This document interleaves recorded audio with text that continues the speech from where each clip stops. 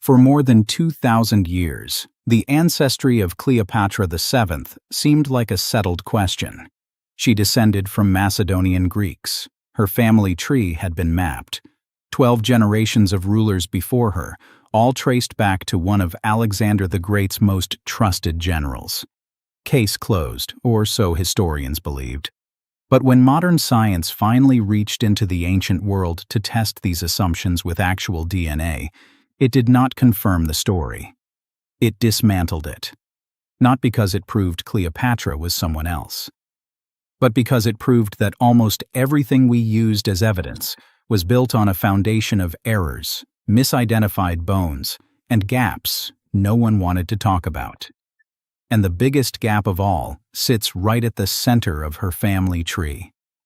Here is what DNA has actually revealed about Cleopatra's origins, and why the answer shocked even the experts who thought they already knew it. The Ptolemaic Dynasty began in 305 BCE, when a Macedonian general named Ptolemy declared himself Pharaoh of Egypt. He was not Egyptian. He did not speak the language. He did not worship the local gods. What he did do was seize power after Alexander the Great's death and build a Greek-speaking royal family that would rule Egypt for the next 275 years. That dynasty, the longest and last to rule ancient Egypt, produced 14 pharaohs. Every single one was named Ptolemy.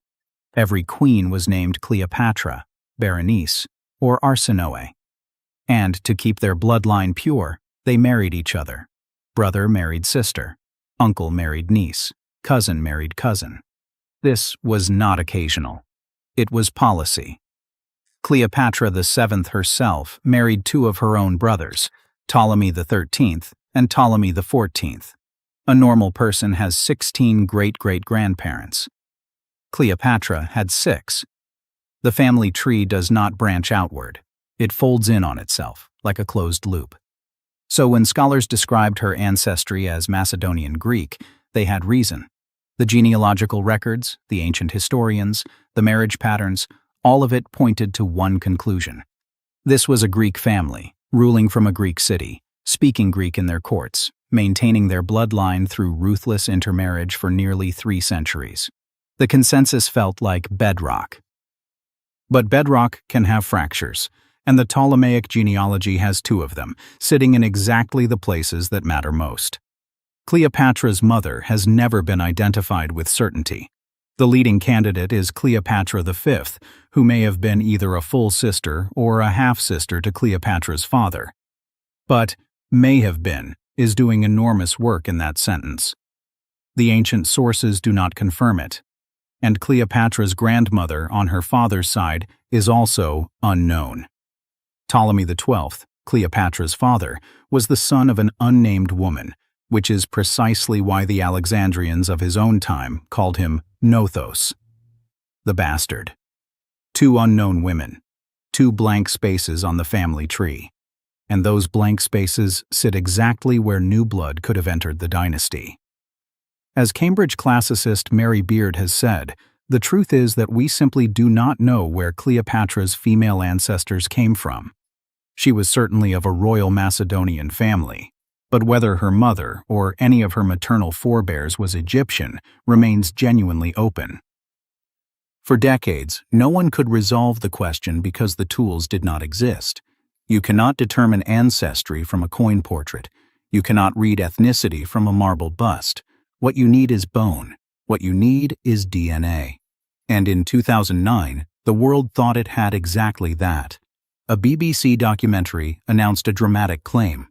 Skeletal remains found in an elaborate tomb in Ephesus, Turkey, had been identified as Arsinoe IV, Cleopatra's younger half-sister. And the skull measurements, they said, suggested possible African ancestry. The implications were explosive. If Arsinoe carried African heritage, and she shared a father with Cleopatra, then the queen's ancestry was not purely Greek after all. The news ricocheted around the world. It launched 1,000 articles. It reshaped popular debate for over a decade. But the identification rested on a chain of assumptions so fragile that a single technological advance would snap every link. The tomb in question was the Octagon, a grand building on the main street of ancient Ephesus. Inside it, Austrian archaeologist Joseph Kiel had discovered a water-filled marble sarcophagus in 1929. He removed the skull, carried it back to his university, and left it with a yellowed note that simply read, "Skull from Ephesus." An anthropologist in 1953 examined the cranium and concluded it belonged to a female, roughly 16 to 17 years old.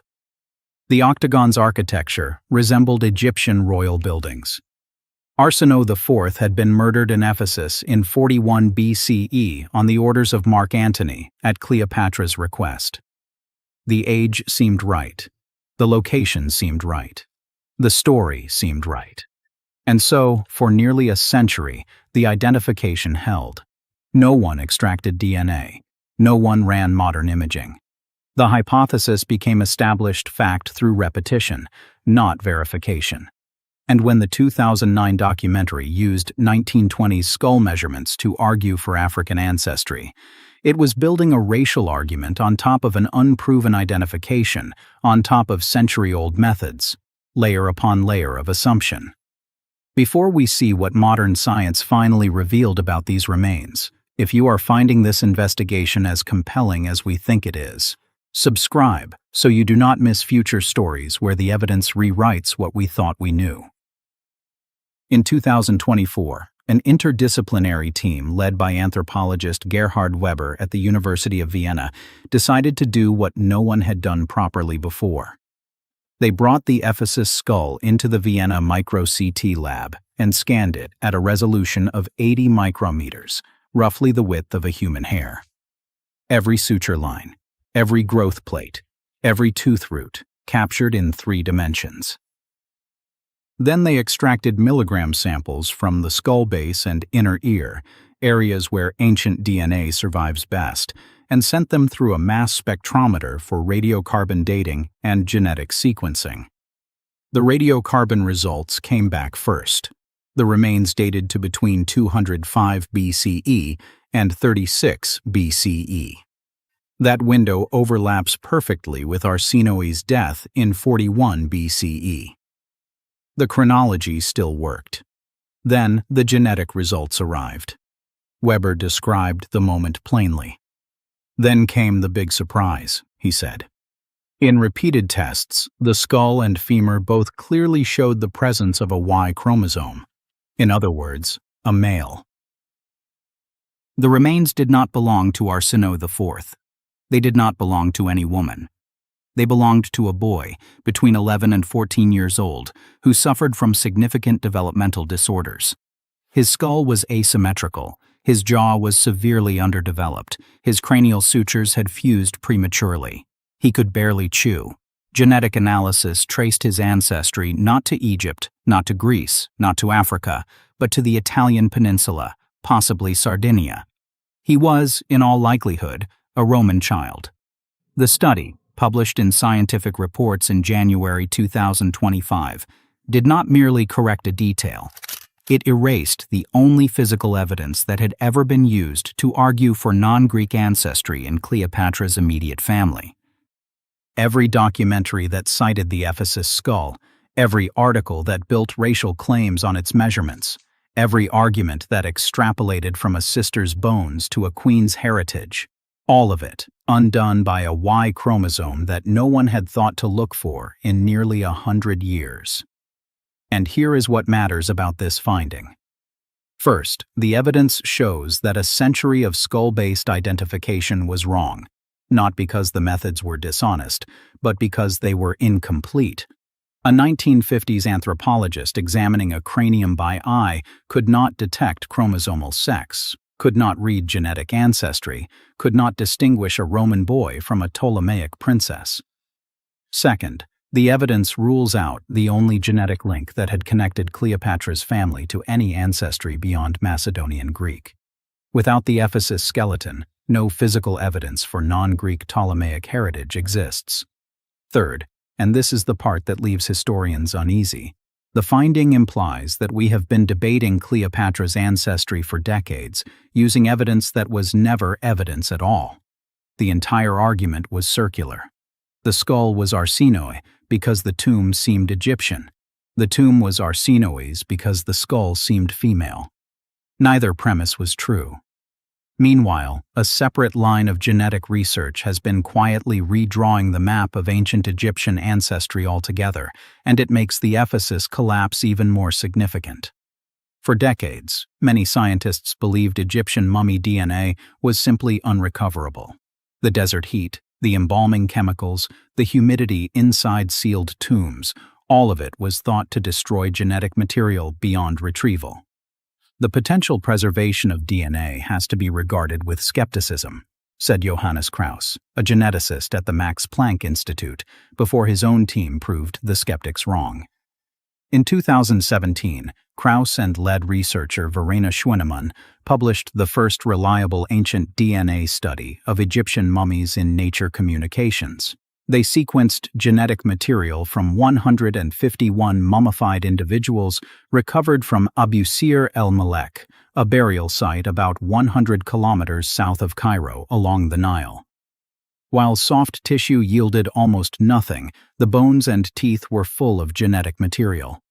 90 mitochondrial genomes were recovered, along with 3 complete nuclear genomes, spanning 1,300 years from the New Kingdom through the Ptolemaic era and into the Roman period. The results were striking. Ptolemaic-era Egyptians showed strong genetic affinity with populations from the Near East and the Levant, closely matching Neolithic and Bronze Age populations from Anatolia and Eastern Mediterranean Europe. Sub-Saharan African ancestry in the ancient samples averaged between 6 and 15%, considerably lower than in modern Egyptians, who carry approximately 8% more such ancestry today. Most importantly, the genetics of the community did not undergo any major shifts during the 1,300-year window the team studied. Foreign conquest, including Greek and Roman rule, left almost no detectable genetic imprint on the broader population. But here is the critical caveat. None of those mummies were royalty. No verified ancient DNA has ever been extracted from confirmed Ptolemaic royal remains. Cleopatra's body has never been found. Her tomb has never been located. Not a single Ptolemaic pharaoh has been positively identified through skeletal remains. The dynasty that ruled Egypt for nearly 3 centuries has left behind coins, statues, temples, entire cities, but not one confirmed royal body. This is not for lack of searching. Since 2005, archaeologist Kathleen Martinez, a Dominican criminal lawyer who traded courtrooms for excavation trenches, has been digging at Taposiris Magna, a temple complex 30 miles west of Alexandria. The site's name translates to Great Tomb of Osiris, the god of death and resurrection, and Martinez believed from the start that Cleopatra, who presented herself as a living incarnation of the goddess Isis, would have chosen exactly this kind of sacred ground for her eternal rest. Her team has uncovered more than 300 coins bearing Cleopatra's portrait, mummies covered in gold leaf, elite burials with golden tongues placed in their mouths, a ritual meant to let the dead speak in the afterlife. In 2022, they found a 1,300-meter tunnel carved 43 feet beneath the temple, heading straight toward the Mediterranean Sea. And in 2025, offshore surveys conducted with oceanographer Bob Ballard, the man who found the Titanic, revealed a massive sunken port, with stone buildings rising 6 meters from the seabed, polished floors, columns, and Ptolemaic-era pottery scattered across the ancient harbor floor. Martinez believes Cleopatra chose this site for her burial, that her body was carried through the tunnel and hidden beyond the reach of Roman desecration. Most mainstream Egyptologists disagree. Cambridge scholar Paul Cartledge maintains Cleopatra was buried in Alexandria's royal quarter, now submerged under 16 feet of water and further layers of sediment after a catastrophic earthquake and tsunami in 365 CE. Both sides acknowledge the same frustrating truth. Without the body, there is no DNA. Without DNA, the ancestry question remains unanswerable. The debate is real. Dwayne Roller of Ohio State University has proposed that Cleopatra's mother may have come from the Egyptian priestly family of Ptah, located in Memphis, which would make the queen partly Egyptian. Others point to the Seleucid intermarriages that introduced Persian and Sogdian ancestry into the Ptolemaic line through Cleopatra I of Syria, several generations earlier. Still others argue that the extreme inbreeding of the dynasty means her ancestry was overwhelmingly Macedonian, no matter who her mother was, because the non-Greek contribution, if any, would be a single branch in a family tree that folded relentlessly back on itself. Each position is plausible. None can be confirmed. Today, somewhere beneath the sands of Western Egypt or the dark waters of the Mediterranean, the remains of the most famous queen in history lie unrecovered. We can sequence the genome of an anonymous mummy buried 3,000 years ago in a provincial cemetery 100 kilometers south of Cairo. We can identify the ancestry of an unknown boy entombed in a Turkish monument and determine that he came from Sardinia. We can read the genetic story of an entire community across 13 centuries and conclude that foreign conquest barely touched their DNA. But the one woman whose origins have launched more arguments, more documentaries, more cultural battles than perhaps any other figure in antiquity remains genetically invisible. 2,000 years of history, 275 years of dynasty, and not a single confirmed Ptolemaic royal skeleton to test.